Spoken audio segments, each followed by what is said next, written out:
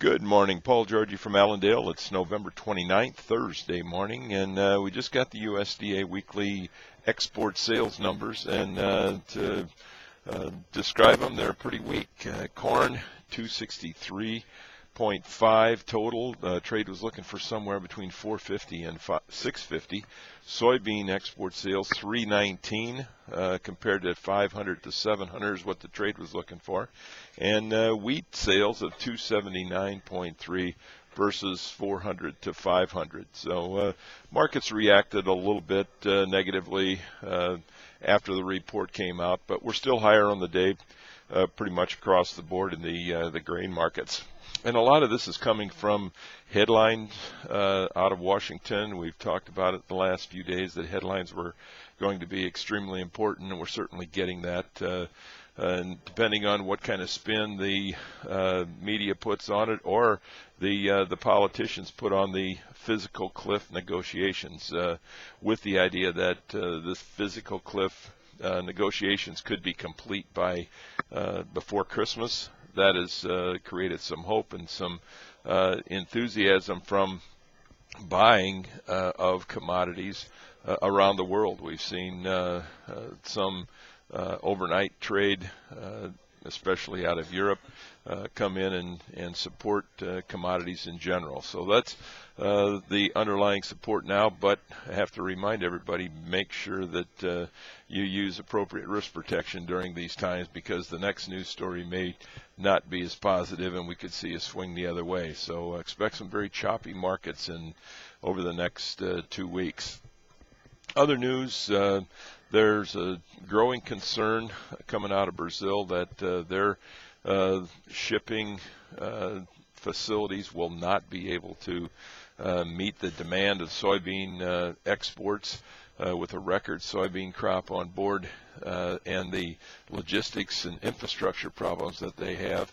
It is going to slow down movement of soybeans, which could provide some change in buying from South America to the U.S., and that is another reason why we're finding support here in the U.S. soybean markets.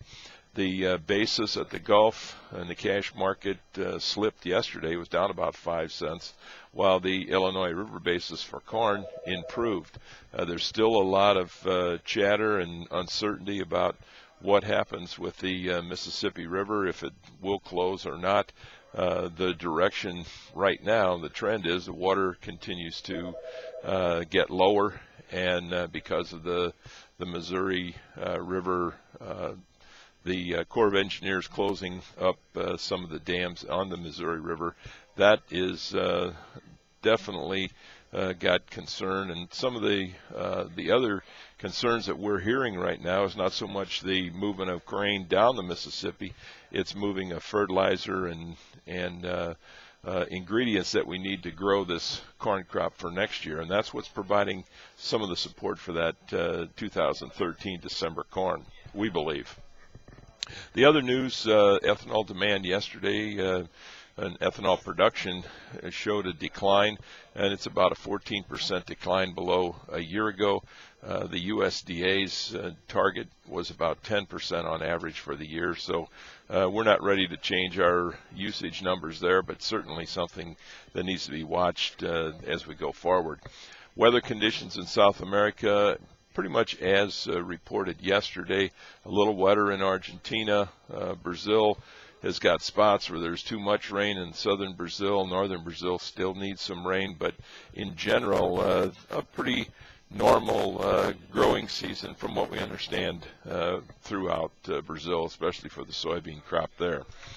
In the livestock trade, cutout values were up slightly yesterday, up only 39 cents in choice.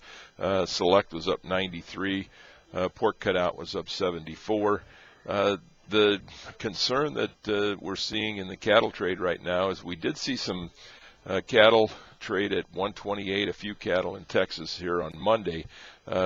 Since that time, the bid and ask have widened. Packers have actually lowered their bids to 124. Feedlots are still looking for 130. The main concern there is that we are not seeing the jump in retail meat prices and beef prices especially that we thought we would after Thanksgiving in early December. So we expect to see some firmness there. However, I think the Packers are certainly not encouraged by this only slight movement in value that we've seen early this week. The Packer margins in pork have improved, and certainly a reason why we're seeing some stronger cash prices there. But December futures is quite a bit higher than the hog index right now. That relationship would suggest that we either need to rally the cash market sharply here, or December futures need to move lower over the next couple weeks before they expire here on the 14th of December. So if you got any questions, give us a call, 800-262-7538. We wish everybody a very successful trading day, and we'll talk to you tomorrow morning. Thank you.